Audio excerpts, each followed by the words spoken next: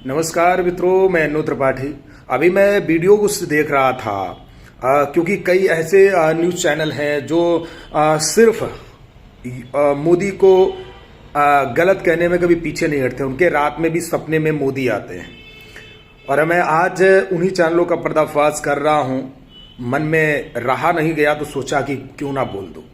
यहाँ पर वीडियो देखने से पहले आपको बता दें कि यहाँ पर किसी भी तरह से ये चैनल पॉलिटिकल चैनल नहीं है और ना ही किसी राजनीतिक पार्टी के लिए कार्यकर्ता है। इस बात को आप सभी लोग ध्यान से समझ लीजिए। लेकिन सत्य को कहना हमारा अपना एक उद्देश्य है, क्योंकि हमारा जो मन है जो कहता है मैं वो बोलता हूँ और इसे कोई भी नहीं रोक सकता। आपकी अपनी आज़ादी है, हमारी अपनी आज़ादी है।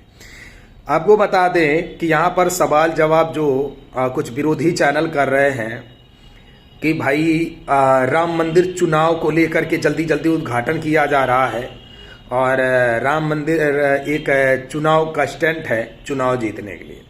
तो सबसे पहले उन चैनल वालों को और उस पब्लिक को कहना चाहता हूं कि आप लोग ही मोदी को महान बनाते हैं और वो इसलिए मोदी को महान बनाते हो क्योंकि जब आप जहर घोलते हो तो लोगों के अंदर, हम जैसे बहुत सारे ऐसे लोग हैं जिनके अंदर एक दया भाव प्रकट होता है और वो ये सोच करके होता है। अब राम मंदिर की बात मैं आपको बताने जा रहा हूं, एकदम सटीक खबर कि राम मंदिर आखिर चुनाव से पहले क्यों इसका प्राण प्रतिष्ठा किया जा रहा है।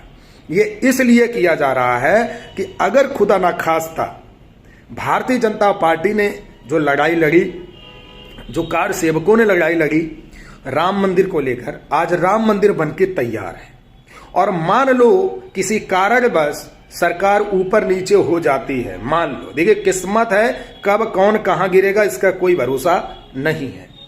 तो सरकार भी ये सोचती है कि अगर मान लो खुदा ना खास्ता हमारी सरकार डगमगा गई तो यह राम मंदिर फिर पुराने जमाने की तरह किसी अन्य व्यक्ति की अगर सरकार आ गई तो हो सकता है कि यह सालों साल ऐसा ही पड़ा रहे। तो यह सोच करके भी राम मंदिर का प्रतिष्ठा किया जा रहा है। पहले इस बात को समझने का प्रयास करिए। दूसरी बात, मोदी को गाली देते हो, मोदी योगी जिसको भी आप गरियाते हो, यह आपकी अपनी आजादी है। आप अपना गाली दो या गाना गाओ, यह आपका अपनापन है। लेकिन मेरा मानना यह है कि मोदी को गाली आप तब दीजिए जब आप राशन लेना बंद कर दीजिए। आप फ्री का राशन खा रहे हैं, उस पर तो कभी टिप्पणी नहीं करते कि भाई फ्री का राशन मोदी जी बांट रहे हैं, लोग आलसी हो रहे हैं, लोग कमा नहीं रहे हैं, इससे कहीं ना कहीं भुखमरी आ सकती है अगर राशन बंद हो गया तो उस पर आप टिप्पणी नहीं करोगे। आप फ्री का राशन खाओगे लेकिन मोदी जी को गरियाओगे। और कुछ तो लोग ऐसे हैं कि चैनल पे आने के लिए ही हैं मोदी के समर्थक, लेकिन चैनल अगर कोई कट्टर विरोधी वाला है तो उसमें आने के चक्कर में मोदी जी को गरियाने से पीछे नहीं हटते।